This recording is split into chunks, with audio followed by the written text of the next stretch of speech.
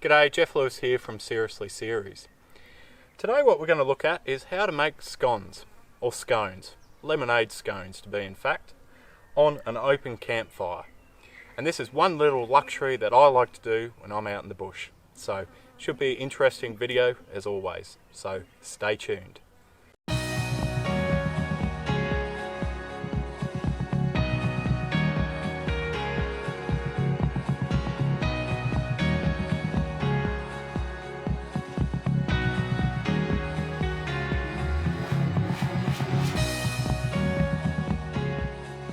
Anyway, there's a bit of a misconception out there that you need to take a lot of fancy kit with you to be comfortable while camping out in the bush or the great beyond.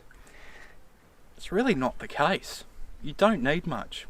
The most important thing you need is this here, and I'm hopefully going to show you that here today. So we're going to make scones, and with Mother's Day coming up here in Australia, I thought this might be a nice little video for you guys and girls out there, particularly the guys who should be doing something special for their mums out there. So anyway, we're going to use a bit of self-raising flour, and look, I think it's important to support local brands, so we're going to go with some Kirk's lemonade, and sadly while doing another video before this one it evaporated a little bit. It tends to happen, the same thing happens with beer. So that's really all the ingredients we need. So we'll mix it up, we'll get it sorted, and I'll show you another piece of kit that is really cheap, really affordable to buy, but makes all the difference when you're out in the bush. And we'll move on to that a little bit later in this video. So anyway, let's get stuck in, hey?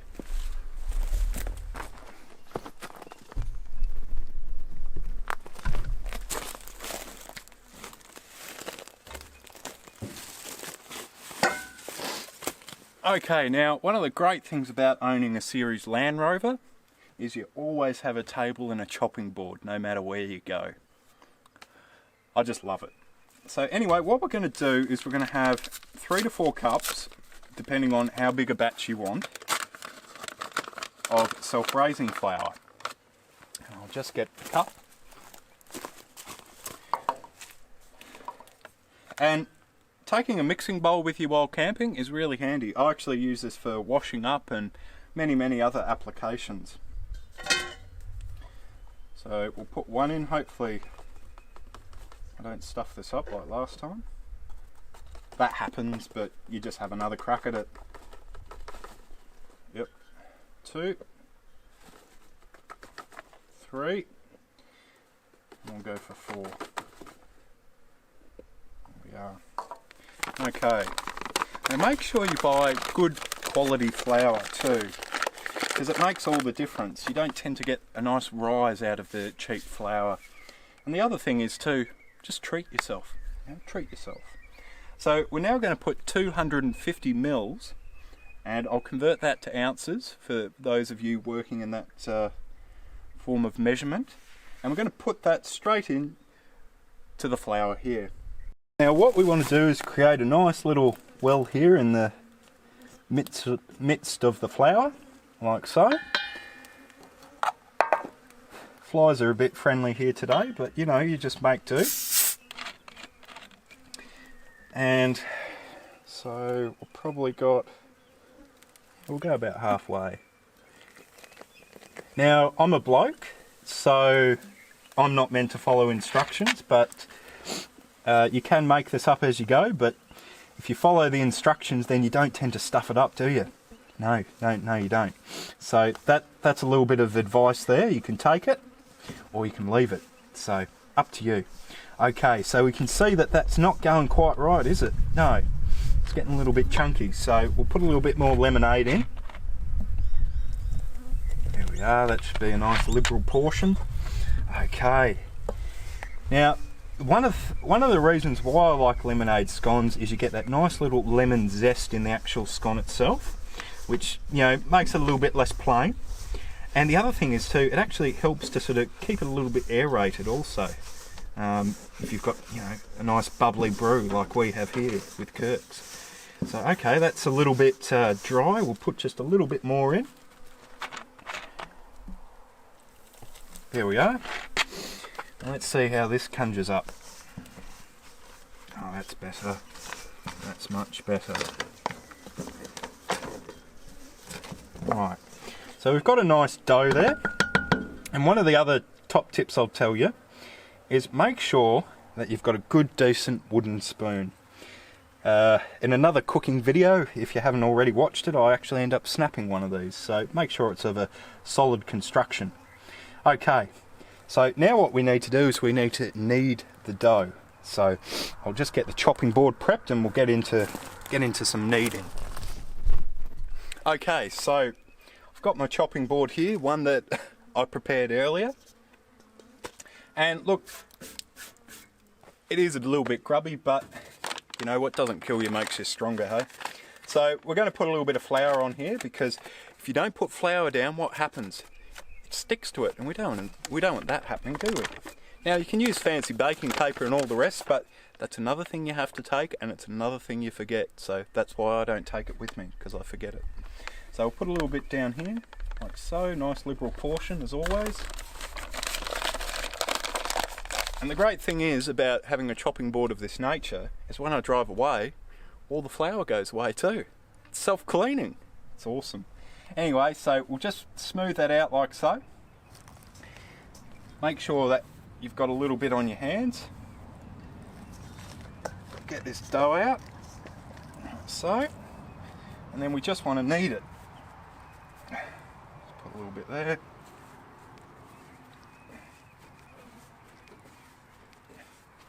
Make sure you knead it pretty well too. I've found if you don't knead it, do a good job at kneading it, they don't tend to rise as well. It's actually quite odd.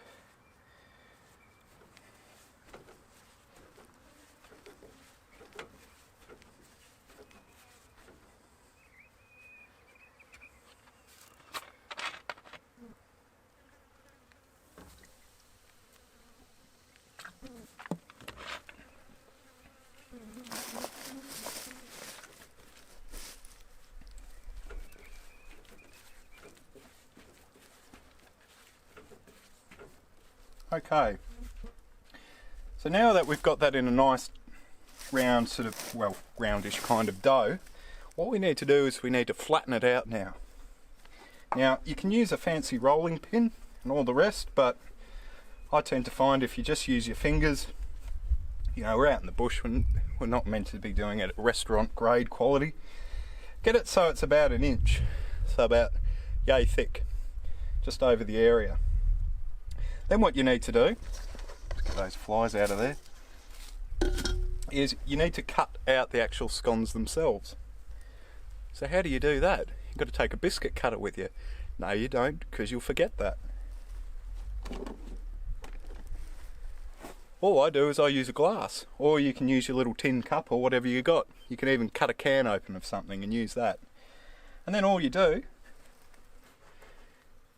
you get 1, 2, oh, bit sticky that one, 3, 4,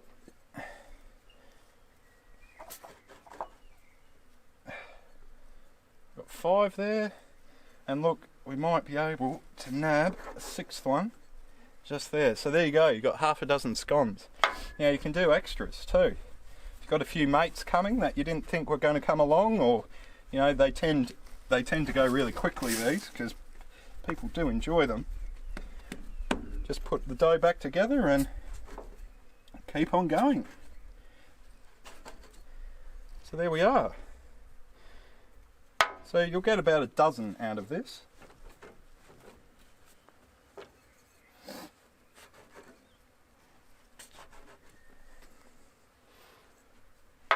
There you have it.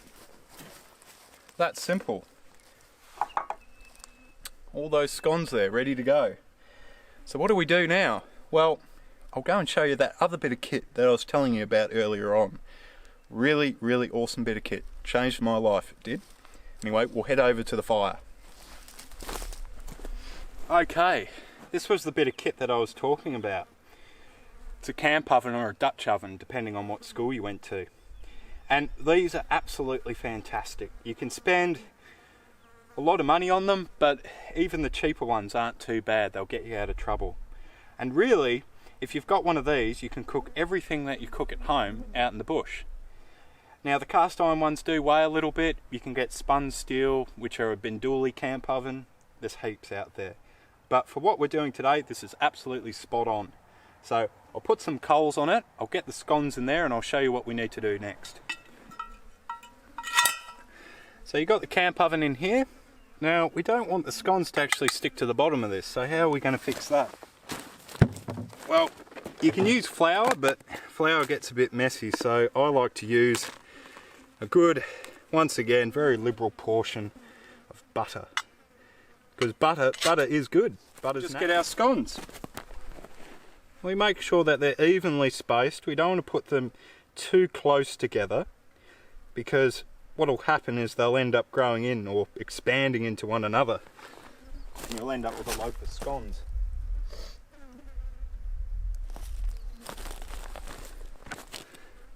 So there we are, look at that, look at that. Absolute perler.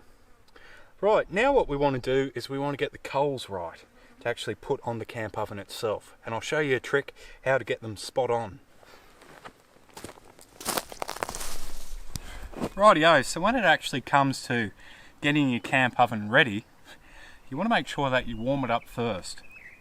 And I've done that. I've had this sitting here for about 10 or 15 minutes or so, and that was enough. Now with scones, we actually want to bake them primarily from the top, so we're going to put a lot more coals actually on top of the camp oven itself. So I'll just get some off the fire here. It's not the best wood to be cooking with, but do the trick. Rightio. So how do I know that these coals are actually hot enough? Well, it's actually really easy. You can get a piece of paper, make sure it's nice and long, and you can actually just put it on top. And when you put it on top, you'll notice that it'll either go a brown or a dark brown colour. If it goes black, it's too hot. But if it's light brown, it's around about sort of a bit under 150 degrees centigrade. If it goes to a dark brown, it's about 180 to 200 degrees. 180, 200 degrees is the sweet spot that we want. After a while, your eye actually gets in and you can kind of figure out what's right, what's not. So this should definitely be probably just about 180 or a bit below. So we're going to leave these on here for about half an hour or so, so about 30 minutes. And we'll come back and we'll have a look at them.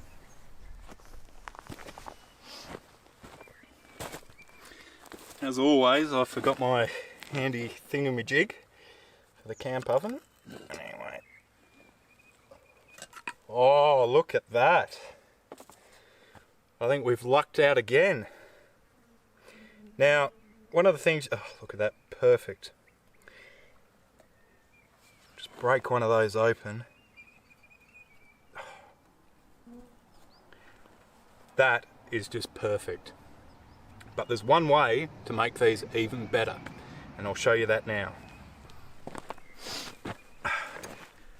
So the best way to have proper scones, in my mind, or scones, is with proper jam. And I don't care who you are or what you think, but the best jam that anyone makes is your mum. Your mum always makes the best jam. So I've got some nice homemade jam here, so thanks Mum.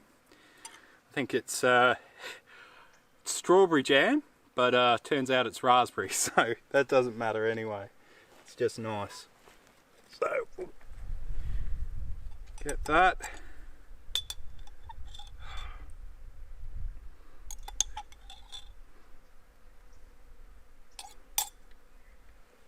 And look, if you're really going all out, you can get some whipped cream to go on there too. Anyway, see how this is.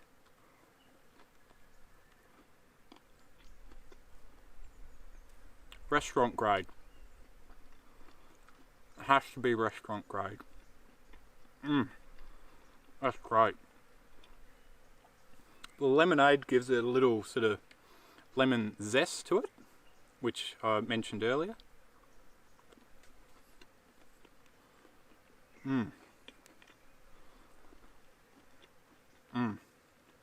So good. Now, the problem with these scones is that they're going to go so quickly. So you will find that you probably need to take a bit more flour and a bit more lemonade than you would normally think. Anyway, look, I hope you've enjoyed this video, and I hope you've found it of interest too, because it really does go to show you don't really need to take a lot with you to have a few little luxuries and all the rest. So anyway, get out there, give it a go, do what you can, and it's amazing what you'll learn along the way. Anyway, if you're enjoying the content here at Seriously Series, then please consider supporting us via Patreon. It does make a big difference. And if that's not your cup of tea, that's fine. You can support us via our website at seriouslyseries.com.au by clicking on the web link in the content section down below. And if you're new to the channel, then click on that subscribe button, click on that notification button too. And that way, you won't miss out on one single video. Anyway, thanks for watching, and I hope to see you in our next video.